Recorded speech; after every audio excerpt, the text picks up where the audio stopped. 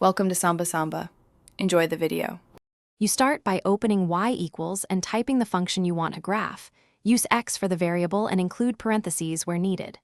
Once done, correct negative signs and fractional coefficients so the calculator interprets them properly. For example, type 0. 5x naught. 5x if that avoids confusion. Make sure your calculator mode is appropriate. Degrees versus radians matters for trig, and decimals versus fractions affects numeric output. You want a clean. Now you configure the viewing window so the graph appears clearly. Press window and enter xmin, xmax, xscl, and the matching y values. Begin with x from -10 to 10 and y from -10 to 10, then change the scale to reveal intercepts or turning points.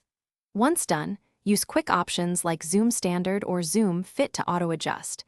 These save time when manual ranges hide details. If plotting parametrics or polar, switch graph mode before checking the window. Press graph to render the curve and then trace to inspect specific coordinates. This helps you verify intercepts and behavior. If nothing appears, make sure there are no typing errors, that the correct mode is selected, and that your window includes the function values. Often, graphs are simply off-screen. Once plotted, use the calculator's built-in calculation tools for zeros, minimums, and maximums to get exact values.